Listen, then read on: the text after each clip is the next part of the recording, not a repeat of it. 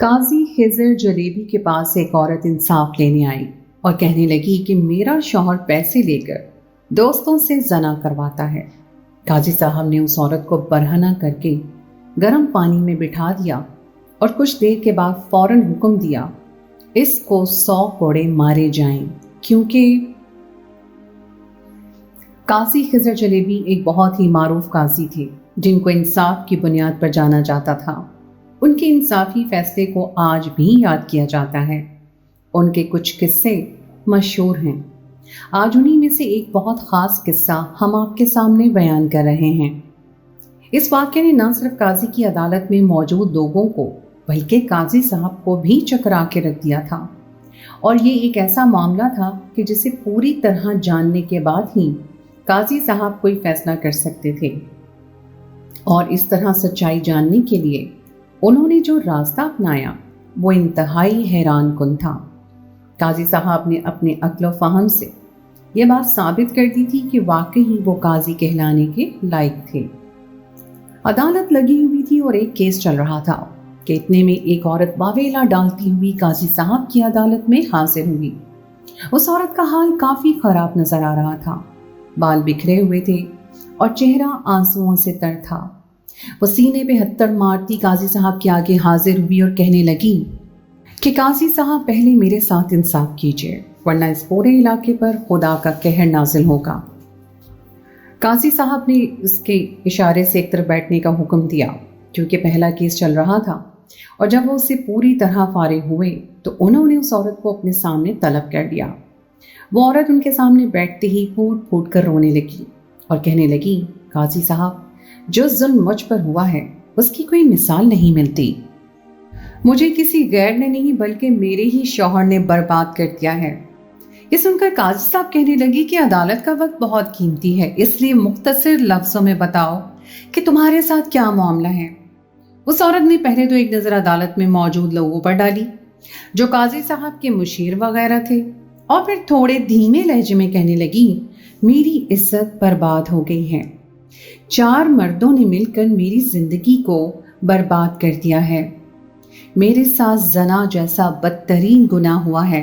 ये सुनना था कि काजी साहब के चेहरे का रंग गुस्से से सुर्ख पड़ गया। माथे की सारी रगें तन गईं क्योंकि ये बात मामूली नहीं थी। काजी साहब जोर से गरजे और कहने लगे, बताओ कौन है वो जिसने तुम्हारे साथ ऐसी घटिया हरकत की है। वो औरत एकदम ही जोर से बोली, मेरा अपना शौहर, मेरे शौहर ने मुझे बर्बाद किया है। और फिर वो रोने लगी। अब तो हर कोई हैरान हुआ कि एक औरत के साथ जना हुआ है और जिम्मेदार उसका शौहर है। ये कैसे मुमकिन है? शौहर तो बीवियों के मुहाफिज होते हैं। काजी साहब ने सख्ती से कहा कि अब तुम्हें रोने की जरूरत नहीं है। तुम हमारी अदालत में आ गई हो तो तुम्हें इंसाफ जरूर मिलेगा। जो भी हुआ है वो ठीक तरह से बताओ। उस औरत ने अपनी कहानी सुनाना शुरू की। उसने बताया कि मेरा नाम जुबैदा है। मैं दूसरे इलाके से रुखसत होकर यहाँ आई तो मुझे पता चला कि मेरे शौहर ने अपने बारे में हमें सब कुछ झूठ बताया था। ना ही उसके पास पैसा था, ना ही कोई बड़ा कारोबार। एक छोटा सा कारखाना था जो खसारे में ही जा रहा था। जब मैंने अपने शौहर के हालात इतने बुरे देखे तो मेरे लिए उसके साथ रहना मुश्किल हो गया। मैं वापस अपने घर जाना चाहती थी, लेकिन मेरे शौहर ने पांव पकड़कर मुझे रोक लिया और कहने लगा कि जल्दी वो सब कुछ ठीक कर देगा। लेकिन मुझे क्या मालूम था कि वो क्या रास्ता निकालेगा। अगली रात जब वो घर आया तो अकेला नहीं था, उसका एक दोस्त उसके साथ था। और फिर मेरे शौहर ने उस दोस्त के लिए खाना तैयार करने का हुक्म दिया। मैंने खाना तैयार किया तो उन दोनों ने खाना खाया और फिर इनाम के तौर पर मेरे दोस्त के शौहर ने मुझे एक लड्डू दिया। मैं नादान थी, उसे तोहफा समझकर मैंने वो लड्डू खा लिया। लेकिन कुछ ही देर के बाद मेरी आंख लग गई और जब मेरी आंख खुली तो मेरे साथ बिस्तर पर मेरा शौहर नहीं बल्कि उसका दोस्त मौजूद था। मैं बरहना हालत में बिस्तर पर थी और ये देख के मेरे औसान खता हो गए। मैं भागती हुई कमरे से बाहर निकली तो वहां मेरा शौहर बैठा था और एक सुर्ख रंग की पोटली से कुछ दिनार निकालकर गिन रहा था। मुझे देखते ही उसने जल्दी से वो दिनार छुपा लिए। जब मैंने उसे पूछा कि ये सब क्या है तो मेरे शौहर ने इस बात का इकरार कर लिया کہ پیسوں کی خاطر اس نے چند دیناروں میں مجھے ایک رات کے لیے اپنے دوست کے حوالے کر دیا ہے۔ یہ سننا تھا کہ میں اپنے شوہر سے لڑ پڑی، اسے برا بھلا کہا، اس کا گھر چھوڑنا چاہا، لیکن الٹا میرے شوہر نے مجھے ڈرایا، دھمکایا کہ وہ مجھے بدنام کر دے گا اور میں بے آبرو ہو جاؤں گی۔ جب سب کو پتا چلے گا کہ میں نے کسی اور مرد کے ساتھ ایک رات گزاری ہے تو میرے گھر والے بھی مجھے قبول نہیں کریں گے۔ میں اپنے شوہر کی دھمکیوں سے ڈر گئی تھی، اسی لیے خاموشی سے گزارا کرنے لگی۔ لیکن دوسرے ہی دن میرا شوہر پھر اپنے ایک دوست کو لے آیا اور پھر اس کے دوسرے دوست نے بھی مجھے استعمال کیا، اور پھر تو یہ سلسلہ چل پڑا۔ جب بھی میرے شوہر کو پیسوں کی ضرورت ہوتی وہ اپنا کوئی دوست لے آتا اور بدلے میں کئی دینار وصول کر لیتا۔ میں یہ سارا ظلم خاموشی سے برداشت کر رہی تھی، لیکن کچھ ہی دنوں پہلے مجھے پتا چلا کہ میں امید سے ہو گئی ہوں۔ جب میں نے یہ بات اپنے شوہر کو بتائی تو وہ کہنے لگا کہ اس بچے کو ضائع کروا دو، کیونکہ یہ بچہ میرا نہیں ہے۔ میں خود بھی نہیں جانتی تھی کہ میرے بچے کا باپ کون ہے۔ میرے شوہر کے 4 مالدار دوست تھے اور چاروں ہی باری باری میرے پاس آیا کرتے تھے۔ میرے بچے کا باپ کون تھا مجھے ہرگز بھی اندازہ نہیں تھا، اس لیے میں حد سے زیادہ پریشان تھی۔ پھر میں نے ایک دائی سے رابطہ کیا تو پتا چلا کہ میرا بچہ اب ضائع نہیں ہو سکتا، کیونکہ حمل ٹھہرے کچھ دن ہو گئے ہیں۔ جب میرے شوہر کو یہ بات پتا چلی تو وہ کہنے لگا کہ میرے گھر سے دفع ہو جاؤ، میں تمہیں اس بچے کے ساتھ قبول نہیں کر سکتا، کیونکہ یہ بات مجھے اچھی طرح معلوم ہے کہ اس بچے کا مجھ سے کوئی تعلق نہیں ہے۔ میرے شوہر نے مجھے دھکے دے کر گھر سے نکال دیا، لیکن اب میں واپس اپنے میکے نہیں جانا چاہتی۔ یہ جو بچہ میرے پیٹ میں ہے یہ میرے شوہر کی بدولت ہی ہے، اسی لیے میں چاہتی ہوں کہ میرا شوہر اپنے اس گناہ کا بوجھ ساری زندگی اٹھائے اور مجھے میرے بچے کے ساتھ قبول کرے، اور جو زیادتیاں وہ میرے ساتھ کر چکا ہے دوبارہ وہ سب نہ کرے۔ میرے شوہر نے جو کچھ میرے ساتھ کیا ہے اسے اس کی سزا ملنی چاہیے۔ یہ کہہ کر وہ عورت اپنے پیٹ پہ ہاتھ رکھ کر آنسو بہانے لگی۔ قاضی صاحب نے پوچھا کہ تمہارا شوہر کہاں ہے؟ تو وہ عورت کہنے لگی، کل رات ہی وہ شہر سے باہر گیا ہے اور اسی لیے میں آپ کی عدالت میں حاضر ہو گئی ہوں تاکہ اس کے آنے سے پہلے فیصلہ ہو جائے اور آپ اسے آتے ہی پکڑ کر سزا دے سکیں۔ اگر وہ یہاں ہوتا تو شاید کبھی مجھے عدالت میں نہ آنے دیتا۔ قاضی صاحب کہنے لگے کہ جب تک تمہارا شوہر سے سوال جواب نہیں ہوں گے تب تک ہم اس کیس کا فیصلہ نہیں کر سکتے۔ اور پھر قاضی صاحب نے اپنے ایک سپاہی کو اشارہ کر کے حکم دیا کہ اس عورت کا خیال رکھا جائے، جب تک اس کا شوہر واپس نہیں آ جاتا اس کے شوہر کے آنے کے بعد یہ مقدمہ دوبارہ شروع کیا جائے گا۔ اسی شام قاضی صاحب کو خبر ملی کہ اس عورت کا شوہر واپس آ گیا ہے، تو قاضی صاحب نے وقت کا ضیاع نہ کرتے ہوئے اسے اسی وقت عدالت میں طلب کر لیا اور اس عورت کو بھی عدالت میں بلوا لیا، اور دونوں میاں بیوی آمنے سامنے کھڑے تھے۔ شوہر پریشانی کے عالم میں بیوی کو دیکھ رہا تھا، کیونکہ اسے ہرگز بھی معلوم نہیں تھا کہ یہ کیا ماجرا ہے یا پھر اس کی بیوی یہاں عدالت میں کیا کر رہی ہے۔ قاضی صاحب نے اس کی بیوی کے لگائے گئے سارے الزام اس آدمی کو بتائے تو وہ بالکل ہکا بکا رہ گیا اور کہنے لگا، یہ سراسر مجھ پہ بہتان باندھ رہی ہے، میں نے تو کبھی اسے کسی غیر مرد کے حوالے نہیں کیا، میں اپنی ہی بیوی کو کیسے اپنے دوستوں کے آگے پیش کر سکتا ہوں؟ یہ سچ ہے کہ میرا کاروبار خسارے میں چل رہا ہے، لیکن میں اتنا بے غیرت مرد نہیں ہوں کہ اپنی ہی بیوی کو فروخت کر دوں۔ میں نہیں جانتا کہ زبیدہ یہ سب کیوں کہہ رہی ہے۔ یہ سن کر قاضی صاحب کو جلال آ گیا، وہ غصے میں دھاڑے اور کہنے لگے، کیا تم نے اپنی بیوی کو اپنے دوستوں کے آگے چند دیناروں میں فروخت نہیں کیا؟ کیا یہ بات جھوٹ ہے کہ تمہاری بیوی امید سے ہے اور تم اس کا بچہ ضائع کروانا چاہتے تھے؟ تم نے اپنی بیوی کو دھکے دے کر گھر سے نکال دیا کیونکہ اس کے پیٹ میں موجود بچہ کسی اور کا ہے، اس کے بارے میں تمہیں کچھ علم نہیں؟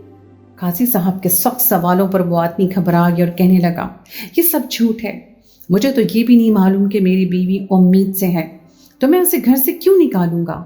میں تو اکثر ہی کاروبار کے سلسلے میں دوسرے علاقے جاتا رہتا ہوں، اکثر راتوں کو بھی گھر سے باہر رہتا ہوں، کل رات بھی میں اسی لیے گھر سے نکلا ہوا تھا، مجھے اس سے کسی بات کا کوئی علم نہیں۔ میں تو خود حیران ہوں کہ زبیدہ یہاں عدالت میں کیا کر رہی ہے، نہ ہی مجھے اس کے حمل کی خبر ہے۔ پھر وہ اپنی بیوی کی طرف دیکھ کر پوچھنے لگا کہ یہ سب کیا ہو رہا ہے؟ میں نے تو تمہارے ساتھ کبھی کچھ غلط نہیں کیا، پھر تم یہاں میرے خلاف عدالت میں کیوں کھڑی ہو؟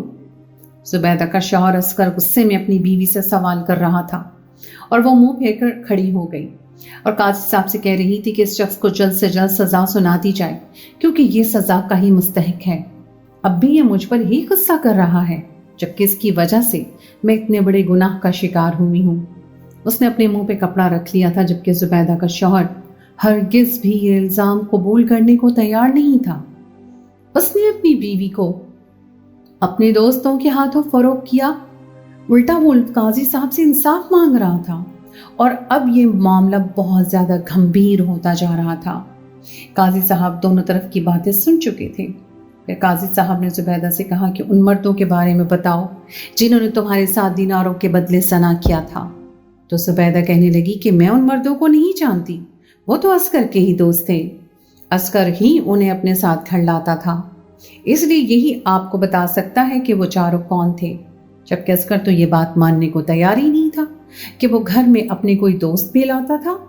फिर उनके नाम और पते क्या खाक पता था। जब काजी साहब को मामला सुलझता नजर न आया तो कहने लगे कि ठीक है, जब तुम दोनों ही अपने आप को सच्चा कहते हो तो फिर इस मामले की तफ्तीश दूसरी तरह से की जाएगी। काजी साहब ने सिपाहियों को हुक्म दिया कि गर्म पानी से भरा हुआ टब लाकर रखा जाए और ये सुनकर दोनों ही मियाँ बीवी गड़बड़ाकर एक दूसरे की तरफ देखने लगे कि न जाने क्या होने जा रहा है।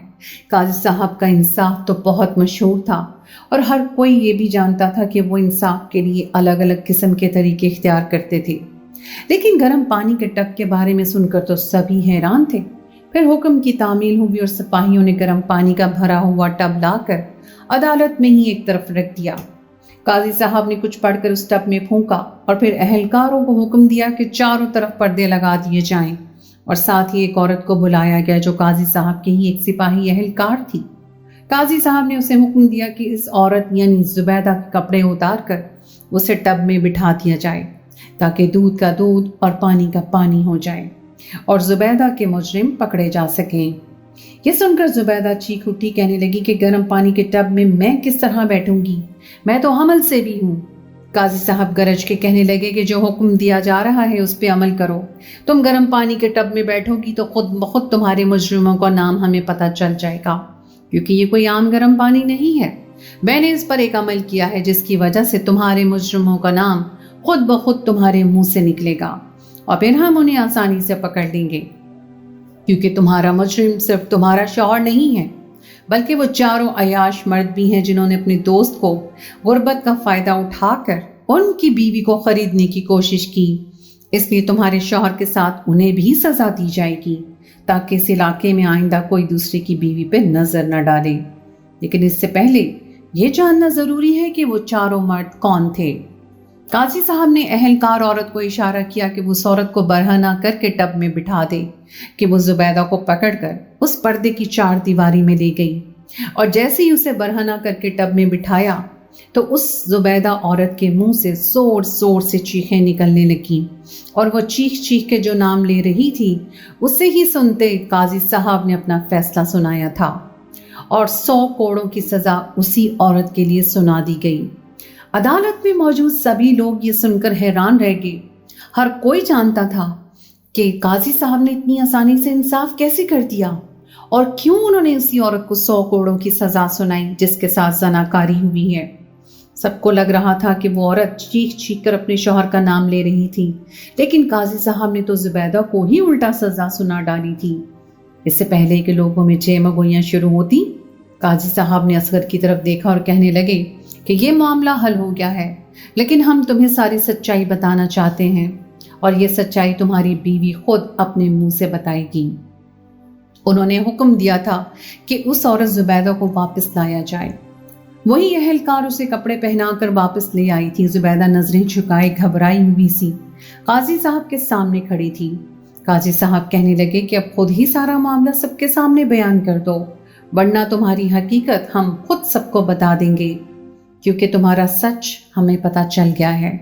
ये सुनना था कि वो औरत रोने लगी और फिर अपने शौहर के पैरों में गिरकर उससे माफी मांगने लगी, जबकि हर कोई अब हैरान था। फिर वो औरत जुबैदा कहने लगी कि जब मैं शादी होकर यहाँ आई तो उस वक्त हमारे हालात बहुत अच्छे थे, मेरे शौहर का कारोबार भी अच्छा था, लेकिन फिर कुछ बुरा वक्त हम पर आया और मेरे शौहर के हालात बिगड़ने लगे। मेरा शौहर दिन रात मेहनत करता था, लेकिन कारोबार खसारे में ही जा रहा था। मेरा शौहर कभी एक इलाके और कभी दूसरे इलाके जाता ताकि किसी न किसी तरह अपने कारोबार को वापस सही कर सके, लेकिन फिर भी कुछ ठीक नहीं हो रहा था।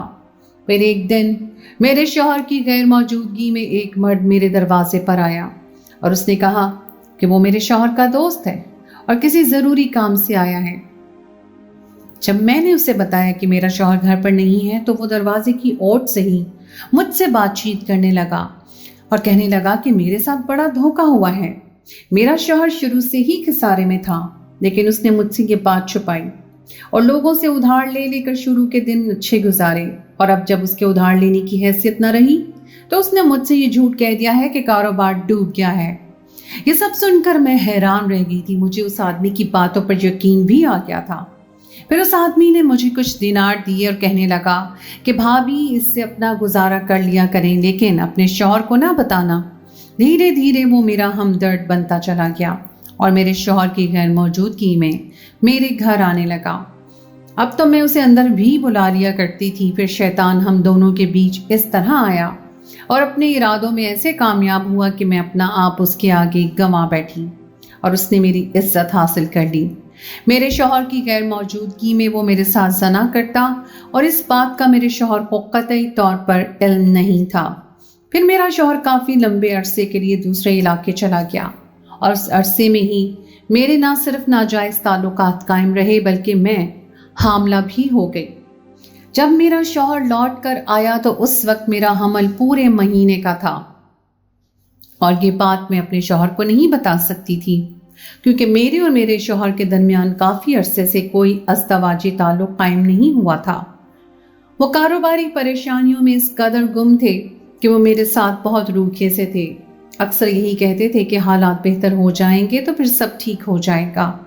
इसलिए मुझे ये डर सताने लगा कि जब मेरे शौहर को पता चलेगा कि मैं उम्मीद से हूं तो वो ये जानना चाहेगा कि ये बच्चा किसका है, और मुझ में इतनी हिम्मत नहीं थी कि मैं अपनी बदकारी का अपने शौहर को बता सकती, क्योंकि मेरे घर वाले बहुत सख्त थे। अगर ये बात उनके कानों तक पहुंचती कि मैंने बदकारी की है तो मेरा बाप और भाई मुझे खुद अपने हाथों से मार देते। इसलिए जब मैंने कल रात अपने शौहर की गैर मौजूदगी में ये बात उस आदमी को बताई जो मेरे शौहर का नाम नेहाद दोस्त था और उसके पीठ पीछे मेरी इज्जत से खेलने आता था, तो उसने ही मुझे ये मशवरा दिया कि मैं हमेशा के लिए असगर से जान छुड़ा लूं, और उसका आसान सा रास्ता यही था कि मैं असगर को सजा दिलवाती और फिर उसके बाद उसके दोस्त से शादी कर लेती। ये रास्ता भी मुझे असगर के दोस्त ने ही दिखाया था और इस तरह मैंने अपने घर वालों की नज़रों में भी बुरी ना होती और ज़माना भी मुझ पे थू थू ना करता, जबकि असगर भी मेरे रास्ते से हट जाता। अगर मैं ऐसे ही असगर से तलाक मांगती तो वो मुझे कभी ना छोड़ता, क्योंकि वो मुझसे बहुत मोहब्बत करता था। इसलिए मैंने आज ही असगर की गैर मौजूदगी में ये झूठा मुकदमा अदालत में पेश कर दिया ताकि मेरी असगर से जान छूट जाए और मैं उस दूसरे मर्द से शादी कर सकूं जिसका बच्चा मेरे पेट में है। वो औरत अपने गुनाहों का इतराफ करते हुए असगर से माफ़ी मांगने लगी और असगर इस कदर आला ज़र्फ का मर्द साबित हुआ था कि उसने अपनी रोती हुई बीवी के सर से ढलका हुआ पल्लू दोबारा उसके सर पर डाल दिया था और उससे कहा था कि तुम अब भी मेरे निकाह में हो तो मेरी इज्जत हो, इसलिए मैं नहीं चाहता कि तुम ज़माने के आगे रुस्वा हो। इस बात को यही ख़त्म कर दो। असगर ने बड़ी आसानी से जुबैदा को माफ़ कर दिया था, लेकिन काजी साहब ने उसे 100 करोड़ की सज़ा सुनाई थी ताकि फिर कोई औरत अपने शौहर की गैर मौजूदगी में ऐसी कोई हरकत ना करे और ना ही अपने शौहर पर इस तरह का इल्ज़ाम लगाए। असगर ने काजी साहब से दरख्वास्त की थी कि वो उसकी बीवी की सज़ा कुछ कम कर दें, क्योंकि वो हमल से थी। असगर की ये रहमदिली देखकर काजी साहब बहुत मुतासिर हुए थे और उन्होंने जुबैदा की सज़ा 80 करोड़ों की कर दी थी। फिर काजी साहब ने जुबैदा से उस मर्द का नाम पूछा जो असगर के पीठ पीछे उनके घर आया करता था। तो जुबैदा ने जैसे ही उस मर्द का नाम बताया तो असगर उछल पड़ा और कहने लगा, वो मेरा दोस्त नहीं है बल्कि कारोबारी हरीफ है, उसकी वजह से ही मेरा कारोबार तबाह हुआ है। उसने जानबूझकर मुझे बहुत नुकसान पहुंचाया है और मुझे हरगिज भी अंदाजा नहीं था कि मेरे पीठ पीछे वो मेरे घर पर घात लगा के रखेगा। काजी साहब ने कुछ एहलकारों को भेजकर उस आदमी को भी गिरफ्तार करवाने का हुक्म दे दिया था, क्योंकि वो भी बराबर का गुनहगार था और कोड़ों की सजा उसके लिए भी थी। कुछ ही देर के बाद एहलकार उसे पकड़कर लाए थे और थोड़ी सी सख्ती और काजी साहब के गुस्से के बाद उसने अपना गुनाह कबूल कर लिया था। उसे 100 कोड़ों की सजा सुना दी गई, साथ ही उसे अस्कर को हर्जाना भी अदा करना था। काजी साहब ने 2000 दीनार का हर्जाना मुकर्रर किया था, जिससे अस्कर अपना कारोबार दोबारा से बेहतर कर सकता था। अस्कर ने काजी साहब का दिल से शुक्रिया अदा किया था। दोनों मियां बीवी जा चुके थे। उनके जाने के बाद एक मुशीर पूछने लगा कि काजी साहब, आपने पानी पर ऐसा क्या पढ़ के फूंका था कि उस औरत ने खुद ही सारा सच कबूल कर लिया?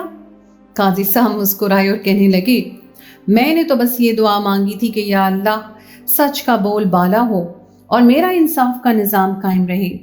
जब उस औरत को गर्म पानी में बिठाया गया और उसे गर्म पानी की तपिश महसूस हुई तो बेसाख्ता ही उसने हिफाजत के लिए उस मर्द को पुकारा जिससे वो तवक्को रखती थी, और वो उसका शौहर था।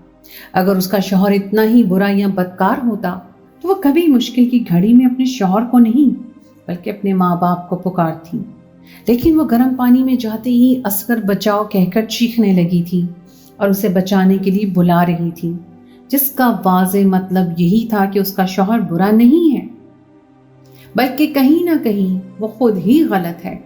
और फिर जब हमने उसे सच्चाई बताने का कहा तो उसने खुद अपना गुनाह कबूल कर लिया। एक औरत मुश्किल में सबसे पहले अपने शौहर को ही आवाज देती है, और अगर उसका शौहर पास ना हो तो फिर वो अपने माँ बाप से किसी को पुकारती है। अगर उसका शौहर इतना बुरा होता तो वो उसे मदद के लिए क्यों पुकारती? जब जुबैदा अस्कर बचाओ कह के आवाजें देने लगी तो मैं उसी वक्त जान गया कि उसका शौहर एक नेक इंसान है। इसीलिए उस मुश्किल वक्त में भी जुबैदा को ये उम्मीद थी कि उसका शौहर उसे बचाएगा, और वही हुआ कि उसने उसी को आवाज दी और हमें पता चल गया।